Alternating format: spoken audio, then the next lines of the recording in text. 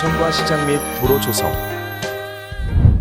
이번 차시 학습 목표는 도성 건설의 원칙에 따라 조성된 관청과 육조거리의 특성을 설명할 수 있다. 관설시장 시전의 건설과 도로 개설을 설명할 수 있다. 입니다. 지금 보시는 사진은 광화문 앞에 관청이 들어선 육조 거리의 모습입니다. 광화문 앞에 여러분은 잘 안 보이시지만 이쪽에 석교가 있습니다. 그리고 넓은 광장 같은 도로 양편에 의정부와 그다음에 한성부, 사원부 등이 자리 잡고 있는 모습을 볼 수 있습니다. 그 배치도를 보면 다음과 같은데요. 여기 광화문, 경복궁 광화문 앞에 이렇게 의정부, 이조, 예조, 호조, 한성부, 사원부, 병조, 형조 등이 배치되어 있는 그런 모습을 볼 수가 있습니다. 중요한 국가의 관청을 경복궁의 바로 앞에, 경복궁 광화문 바로 앞에 배치한 것은 궁궐과 연계해서 행정을 신속하게 처리하고 소통을 원활하게 하기 위한 측면이 있습니다. 그리고 이 관아가 많이 있는 육조거리에 보면 여러분들 잘 안 보이시지만 해태라고 하는 이 해태상이 2개가 서 있습니다. 그걸 확대해서 보면 이런 모습입니다. 그런데 이 해태는요, 12선악, 즉 옳고 그름과 선과 악을 가리고 그리고 화재와 재앙을 물리친다는 상상의 동물입니다. 관청이 즐비한 육조거리에 이렇게 해태를 2개나 세운 것은 권력을 행사하는 관리들이 옳고 그름, 선과 악을 가려서 일을 처리하도록 하고 또 경복궁에 화재가 나지 않도록 하기 위해서라고 할 수 있습니다. 지금도 여러분들 경복궁에 가면은요, 광화문 바로 양쪽에 해태가 지금도 서 있어요. 그리고 이 해태는요, 그 국회의사당에도 있고요, 대법원에도 해태가 서 있어서 이러한 옳고 그름, 선과 악을 가려서 그 정치를 하라는 의미를 지금까지도 전하고 있습니다. 당시 조선을 좌지우지했던 권력기관인 관청이 집중된 육조거리는 그야말로 정치와 권력의 공간이라고 할 수 있었습니다. 육조거리 명칭의 유래가 된 육조는 무엇일까요?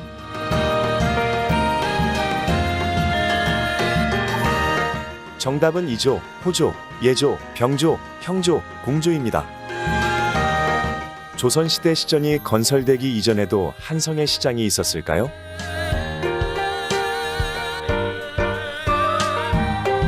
조선시대 시전이 건설되기 이전에도 종로의 운종가처럼 큰 시장이 자연적으로 발생하였습니다.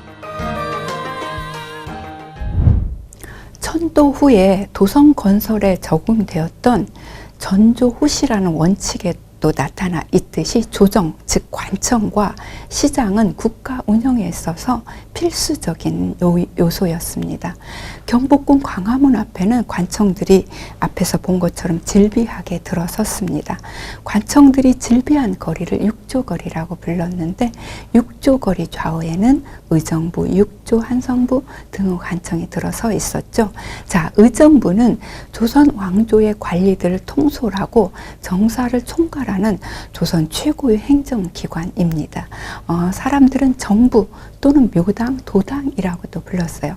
의정부는 정일품 최고위직인 영의정, 좌의정, 우의정의 3정승이 국가의 정책을 의논해서 합의하고 국왕에게 아뢰어서 허락을 받아서 행정적 집행을 하도록 했습니다.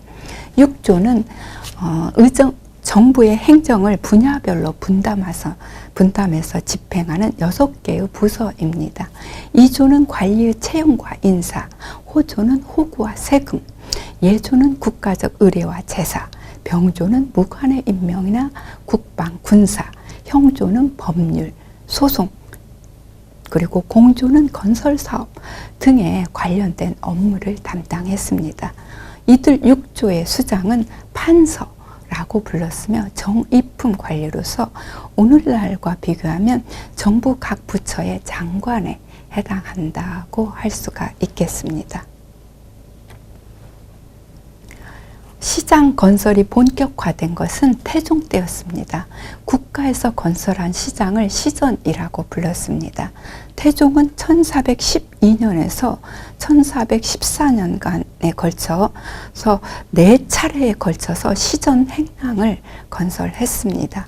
그 규모는 2021칸에 달했습니다.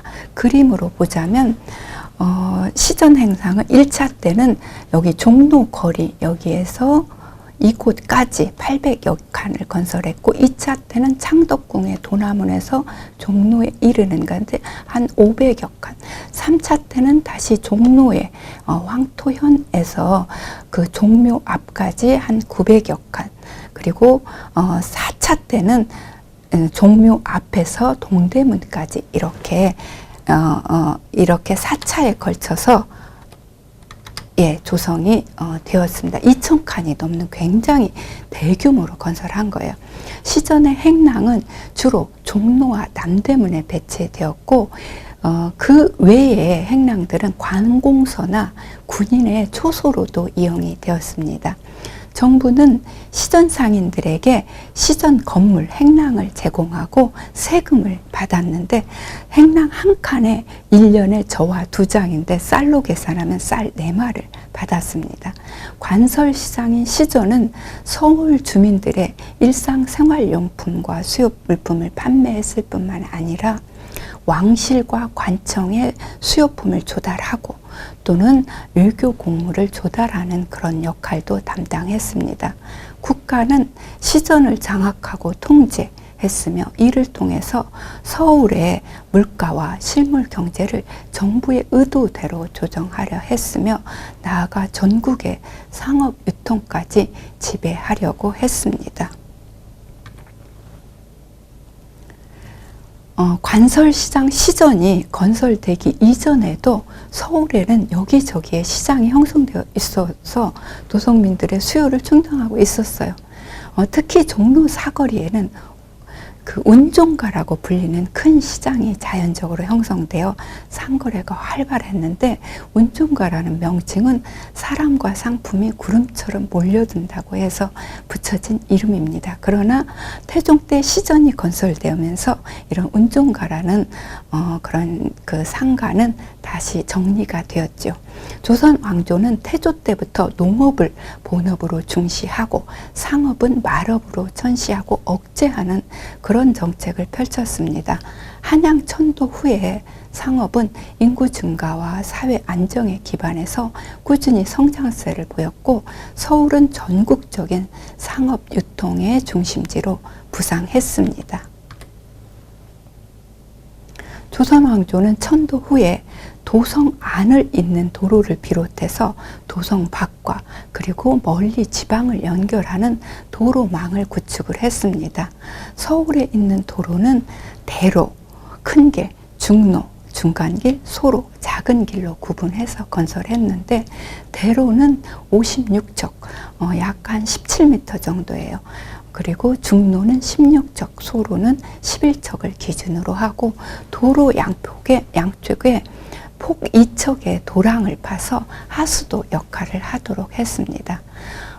서울 시내에서 대로로 조성된 거리는 육조거리와 종로, 남대문이 해당됩니다. 중로는 광화문이라든가 소위문, 해화문 그런 소문으로 통하는 길들이었고 그 밖에 폭이 좁은 소로와 골목길들이 형성되어 있었습니다. 위 지도에서 여러분들이 보시는 지도에서 붉은색 실선이 서울의 도로망입니다. 조선 초기에 건설한 육조거리, 아까 보이는 경복궁 광화문 앞에 육조거리하고 서대문에서 동대문으로 이어지는 종로거리가 있고 여기 종각에서 남대문으로 이어지는 남대문로가 대로입니다. 그 외에 이쪽 서소문이라든가 그 다음에 남소문이라든가 그 다음에 동소문 등으로 연결되는 이러한 도로망들이 보이고 있습니다. 도성 안에 도로망들이 상당히 세밀하게 조성되어 있는 것을 볼 수 있고 있습니다. 육조 거리는 가장 폭이 넓은 대로이며 광장에 가까운 공간이었습니다. 이러한 육조 거리는 국왕이 광화문을 나서 행차하는 길이고 각종 행사할 때 진입로와 연장 공간으로서 활용되었어요. 좌우의 관청들이 질비했기 때문에 국가 권력을 상징하는 공간이 되었습니다. 지금도 도로 양쪽에 정부 서울청사 그리고 세종문화회관, 대한민국 역사박물관 등이 자리하고 있습니다. 사실 육조거리 오늘날 세종대로인데요. 지금도 이 세종대로에서는 중요한 행사가 있을 때는 광장으로 활용을 하고 있고 또 평소에는 차들이 다니는 이러한 교통로, 도로로 활용되기 때문에 조선시대와 다를 바 없는 그런 기능과 역할을 하고 있다고 알 수 있습니다. 종로는 도성안을 동쪽과 서쪽을 잇는 중요한 간선 도로입니다. 지금은 세종대로 사거리에서 동대문에 이르는 거리를 지칭해요. 이 종로라는 명칭을 종을 매단 종각이 세워져 있었기 때문에 붙여진 이름이고 종가, 종루가 등으로 이렇게 지칭되었습니다. 현재 종로구라는 구 이름과 종로 1가동, 2가동 등의 동 이름의 출발점이 되었습니다. 종로거리가 본격적으로 정비된 것은 종로의 시전행랑을 건설한 태종 때였었습니다. 이렇듯이 종로는 도성 내 동과 서를 연결하는 중요한 간선 도로이고 시전이 형성된 상권 중심지로서 한성의 경제적 중심지이자 교통의 중심지대라고 할 수 있습니다. 근대 이후의 도시계획 추진도 종로로부터 시작되었고 전차와 가로등, 가설도 종로에서부터 시작이 되었습니다. 한국의 속담에 종로에서 뺨 맞고 한강에 가서 눈을 긴다는 말이 있는데 그만큼 종로는 누구나 알 수 있는 서울을 대표하는 거리라고 할 수 있습니다. 남대문로는 한강에서 도성 안으로 들어가는 길로서 한성의 남과 북을 잇는 도로였습니다. 남대문로에는 앞에서 보신 것처럼 시전이 건설되어 있어서 상거래가 매우 활발했으며 도성 안팎을 오가는 사람들의 발길이 끊이지 않았습니다. 이러한 남대문로는 사실 교통 요지이기도 하고 상업 유통이 발달했던 그런 공간입니다. 지금 여러분들이 보시고 있는 이 길이 바로 남대문로이고 많은 사람들이 왕래하고 있는 그런 모습을 볼 수가 있습니다. 이 외에 인사동길이라든가 구리갯길과 같은 길을 만들고 또한 그 골목길이 형성되어 있었습니다. 서울의 크고 작은 길들은 서로 시핏줄처럼 연결되어 있어 교통을 원활하게 하는 혈맥과 같은 역할을 했습니다. 조선 초기에 만들어진 그런 큰 길과 중로 또는 좁은 골목길은 근현대에 이르러서 확장과 직선화의 과정을 거쳤지만 여전히 서울 도심의 중요한 간선 도로로서 역할을 하고 있고 지금까지도 그 골격을 유지하는 경우가 많습니다. 실제 조선시대의 지도를 들고 종로나 인사동길을 가면은요, 옛날 조선시대의 그 도로망이 그대로 골목길도 조선시대 그러한 골목길이 그대로 있어서 가서 보면 깜짝 놀라는 경우가 많이 있습니다.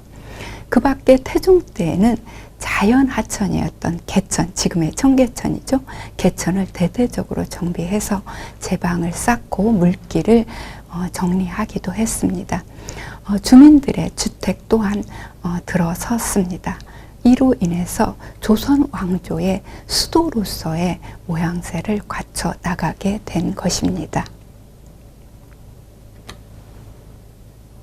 마무리하자면 조선 왕조는 도성 건설의 원칙에 의거해서 관청과 시장을 조성하고 길도 만들었습니다.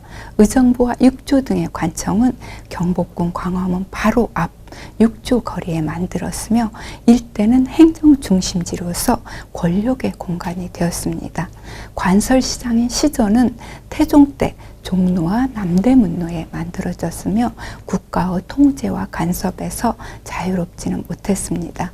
시전은 도성민의 생활 필수품과 수요품을 판매하고 관청과 궁고로 수요품과 의교에 필요한 그러한 선물을 조달했으며 그리고 이러한 시전은 한성은 물론 전국의 상업 유통의 중심지로서 중요한 역할을 담당했습니다. 서울은 서울의 교통을 원활하게 하고 지방과의 연결 통로로서 도로망 또한 구축되었습니다. 이러한 관청과 시장 조성 그리고 도로망 구축은 조선 왕조의 권력 운영과 지배체제 확립을 위해서 필수적인 시설들이었다라고 할 수 있습니다.